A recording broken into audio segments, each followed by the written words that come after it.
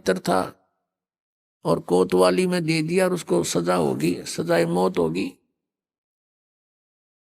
अब उसने क्या गलती करी कि राजा का विधान है कि कोई किसी की हत्या करेगा उसको सजाए मौत दी जाएगी।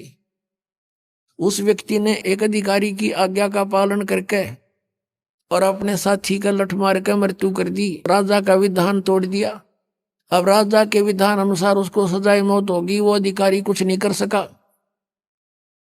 तो पुण्यात्माओं, हमने ऐसे जानना है कि जो वेद और गीता ये परमात्मा का विधान संदेश है, इसमें जो लिखा वही फाइनल है। इसके अतिरिक्त ऋषियों की, देवताओं की जो अपने अनुभव की बातें हैं वो हमने पूजा की विधि में स्वीकार नहीं करनी, क्योंकि वो एक अधिकारी का आदेश हो जाएगा। उसको पालन करने से भगवान का विधान खंड हो जाएगा और हम दोषी अपराधी हो जाएंगे। अब प्रसंग चल रहा है कि आज तक हमें परमात्मा की जानकारी यथार्थ रूप में नहीं हुई। एक शेख फरीद नाम का मुसलमान धर्म में उत्पन्न एक पुण्यकर्मी प्राणी था। पुण्यात्माओं, हम आज से नहीं जन्म मर रहे, असंख्य जन्म हो गए और इस चतुर्युगी में हम सतयुग से लेकर आज तक जन्मते मरते रहे हैं। और इस कलयुग से पहले हम अलग, ना कोई मुसलमान था, ना हिंदू था, ना सिख था, और ना ही कोई मुसलमान था, ना ईसाई था।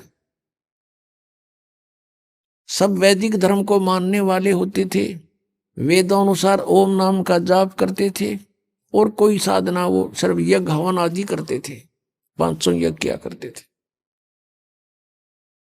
अब हमारे आपस में संस्कार एक दूसरे के मिक्स हैं। आज कोई हिंदू धर्म में जन्मा है तो कल मुसलमान धर्म में जन्म ले सकता है। आज कोई मुसलमान धर्म में कट्टर हुआ बैठा, कल मृत्यु होगी, उसके बाद वो हिंदू धर्म के अंदर जन्म ले सकता है। ईसाई के भी ले सकता है, ईसाई भी की मृत्यु के बाद ईसाई भी यहाँ आ सकते हैं हिंदू धर्म में, और सिख धर्म में भी जा सकते हैं। तो कहने का भाव यह है कि हमने अपनी बुद्धि को बहुत ऊपर उठाना पड़ेगा, तब हम इस काल के जाल से निकल पाएंगे। तो पुण्यकर्मी प्राणी शेख फरीद पिछले संस्कार प्रबल थे उसके लिए थोड़ा सा कथा सुनाते हैं कि वो शरारती बहुत था, उलाने बहुत लाता था, गांव में जाकर के दूसरे बच्चों के साथ झगड़ा कर देता था, किसी को कुछ छेड़छाड़ कर देता था आपस में बच्चों के साथ, या किसी के घर में घुस के उनका कोई बर्तन उठपटंग कर देता था, उलाने आते थे। उसकी माता बहुत तंग होगी, उसने सोचा अब क्या करूं, इसको कैसे शांत करूं।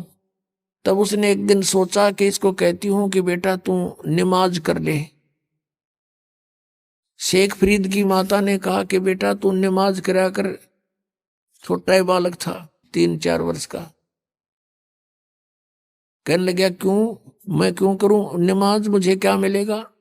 और वो उसका फेवरेट फ्रूट था खजूर, खजूर बहुत खाता था, उसको बड़ा पसंद थे। माँ ने कहा बेटा अल्लाह तुझे खजूर देगा, कि सचमुच डेली प्रतिदिन देगा। वो कहने लगा माँ बता फिर कैसे करते नमाज। बोली डट जा, कोई समय होता है नमाज करने का, मैं बताऊंगी, इतना बैठ जा। वो इतना बैठा रहा। अब माँ ने सोचा मेरा काम करने का समय है, इसने ला दूं नमाज करने, और तू काम कर लेगी इतनी ना, तो तेरा पता नहीं क्या उलाने लाओगा। उसने एक कपड़ा बिछाया और कहा बेटा ऐसे मत्था टेक ले और यूं कहता रहे अल्लाह मुझे खजूर दे, अल्लाह मुझे खजूर दे, यही नमाज है। और तो उसका याद क्यों होती बालक के। जब वो काफी देर करता रहा, उसकी मम्मी ने क्या किया, एक पत्ते में खजूर लपेट के,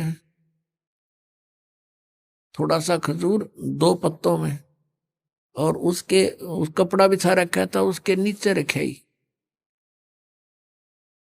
और जब सारा काम कर लिया, जब कहने लगी बेटा आंख खोल दे बाजा, वो उठा, उसने देखा इधर उधर, कहने लगा माँ अल्लाह ने खजूर तो दिया ही नहीं, मैं नहीं करूं आज के बाद बिल्कुल भी।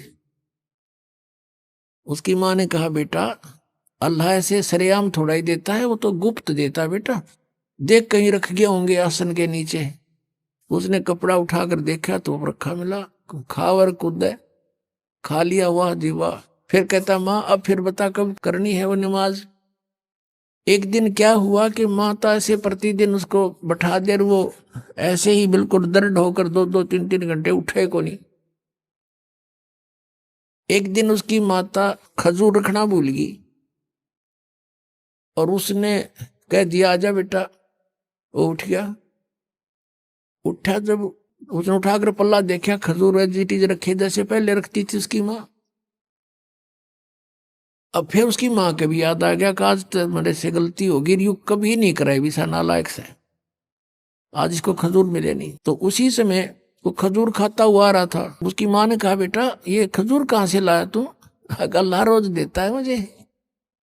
कहने लगी कहाँ था ये खजूर? अग वहीं जहाँ पहले रखते थे। आज दिखाऊं? एक पत्ता तुम्हें छोड़ के आया हूँ नीचे वाला। अब जाकर देखा सचमुच खजूर जो के तू। उसकी माँ तो हैरान रहेगी कि हे परमात्मा बड़ी सुनी ना, तो आज इसके बाद तो कभी नहीं करो नमाज। कहने का भाव ये है कि कहते हैं पिछले तब से होते हैं पूर्ण हंस मुराद। पिछला संस्कारी हंस था, परमात्मा ने आस्था बढ़ानी थी। उसकी माँ का भी फिर लगन बन गई, बस नकली सा काम करया करती। उस दिन के बाद उसकी माँ का भी दृढ़ विश्वास हो गया भगवान है, अल्लाह है कहीं पर। तो कुछ जब वो बड़ा हुआ तो उसने घर त्याग दिया, क्योंकि रुक नहीं सकता वो प्राणी जिसको चाह भगवान की है। अब जो परंपरागत उनकी क्रियाएं थी, मांस खाना, वो उनको पसंद नहीं था उस प्यारी आत्मा को। उसने छोड़ दिया कि ये तो कोई जची नहीं बात। हिंसा करके भगवान मिला करते हैं कभी। अब वो शेख फरीद पुण्यात्मा परमात्मा की तलाश में कहाँ जाते हैं? संत के पास, के संतों के पास परमात्मा के पाने की विधि होती है। एक फक्कड़ फकीर था, सिद्ध पुरुष था, साधना करता था, सिद्धि में प्रसिद्ध हो रहा था। उसके पास पहुंच गए, उनसे बातें की। उसने अपना जो साधन जाने था वो बता दिया। बेटा कठिन से कठिन तप कर, जितना कष्ट दोगे शरीर को उतना ही भगवान निकटाएगा। अब शेख प्रीत तो गई भगवान पाने के लिए थे, दिन रात अपने खूब कष्ट करें, जो भी गुरुजी आदेश दें वही पालन करें। अब शेख फरीद गए हुए थे किस लिए? परमात्मा के लिए, और गुरुजी के आदेश का 100% पालन करते थे। उस आश्रम में उनके पास और भी 5-7 शिष्य रहते थे। और शेख फरीद के जाने के बाद वो ज्यादा प्रिय लगने लगा, क्योंकि वो हर कार्य को उनकी इच्छा अनुसार करता था। ऐसे बैठा रहता था या खड़ा रहता था जब तक आज्ञा नहीं होती थी। उनके गुरुजी अधिकतर कार्य उसी से सेवा लेते थे। तो अन्य शिष्य ईर्षा करने लगे कि शेख फरीद तो गुरुजी के हृदय में बस गया और आश्रम इसको देंगे लास्ट में मृत्यु के बाद, और तुम रह गए अब घर छोड़ दिया परमात्मा पाने के लिए। और वहां जाकर फिर ये राग द्वेष और मान बढ़ाई की भूख जो की तुम फिर किस लिए डले ढो रहे हो वहां पर? अगर तुमने आश्रम की जरूरत है, भगवान की नहीं रही, मान बढ़ाई की भूख है, तो भक्त नहीं। ये शेख फरीद में नहीं थी। अब अन्य जो शिष्य थे उन्होंने सोचा इसको गुरुजी की नजरों से गिराते हैं। वो जो सिद्ध पुरुष था, मुसलमान धर्म में फक्कड़ फकीर था, तपस्वी था, वो क्या करा करता? हुक्का पिया करता खाना खाते समय, और शाम के समय विशेषकर हुक्का पीकर तुरंत सो जाता था, सुबह बखत से उठ जाता था।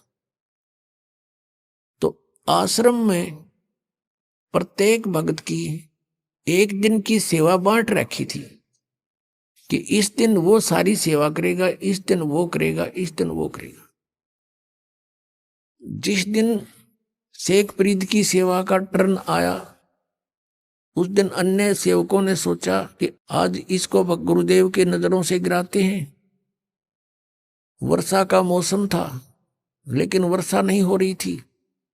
शेख फरीद ने शाम के समय खाना बनाया गुरुजी के लिए, और गुरुजी हुक्के के लिए पहले, गुरुजी के हुक्के के लिए पहले अग्नि